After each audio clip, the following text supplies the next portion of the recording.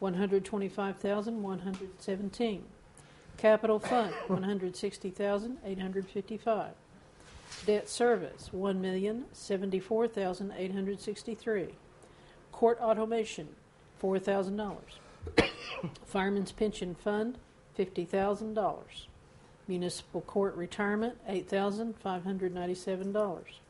Water and Sewer Fund, $1,207,629. Transit Fund, $2,492,618.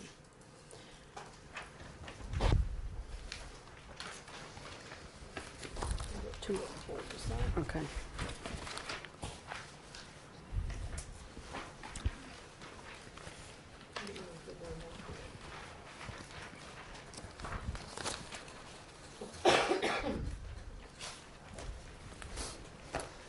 Okay, that puts us to number 5, a discussion of the courthouse parking lots. I need a motion to discuss. So moved. Second. All those in favor? Aye. Anyone opposed? Okay. I went over, and Morris and I and our police chief went over and talked to the county judge about this parking lot, since he had sent over his letter saying that they were taking the parking lot back as of November the 29th, which,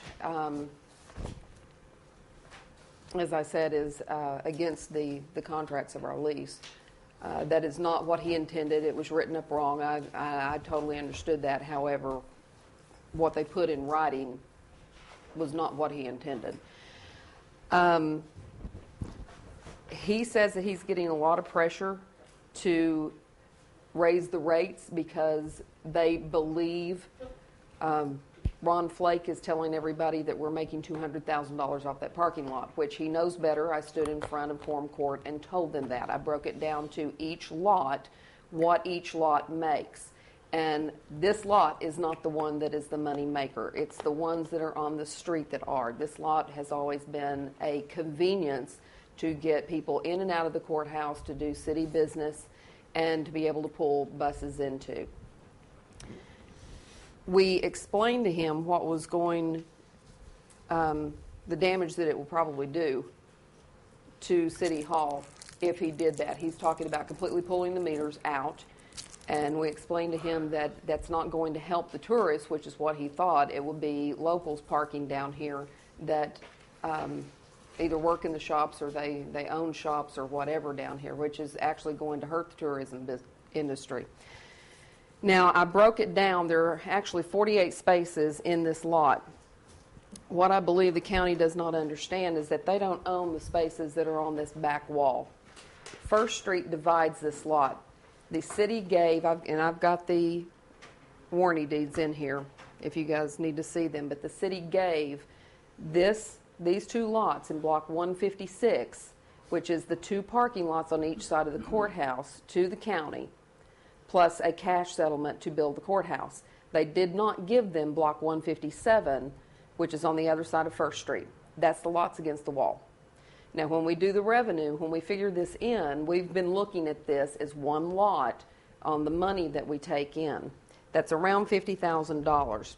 Now, if you pull out, there are 22 spaces in this that actually belongs to the city of Eureka Springs. That amounts to, if you average out per space, $1,041.66. If you divide it out between the 48 spaces, that means that actually $20,833.20 belongs to the city. That's not going back to the county. Now, you take the $50,000 revenue, you take our spots, the $20,833, and you take off the $23,000 that we pay to lease this parking lot. That means that we actually net $6,000, $6,166.80 for this parking lot. If they raise the rates for this parking lot, we're going to be upside down. We're going to be paying them for the privilege to actually be here. Now, that's up to probably the next council, but I think that you and the general public needs to know what's going on. Along with that, it's going to leave City Hall basically crippled to be able to do business, because there's not going to be any place for anybody to park to get in here.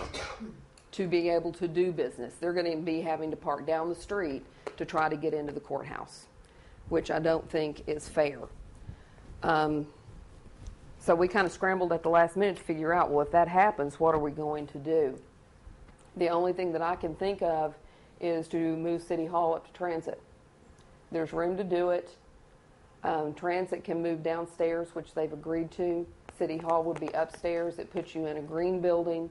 It puts you in an ADA accessible building and a parking lot that allows plenty of parking for people to go in to do city business. Now, what this is going to do to the county, if the next council decides to do that, is they're going to lose $40,000 because we pay $23,000 for the parking lot and we pay $20,000, well, I don't have that on here, right at $20,000 for the space downstairs. I don't think that they've actually thought about this. I think that they are listening to gossip and rhetoric about what we actually make off this lot, and even though I told them and lined it out for them, they don't want to believe it. If City Hall does have to move,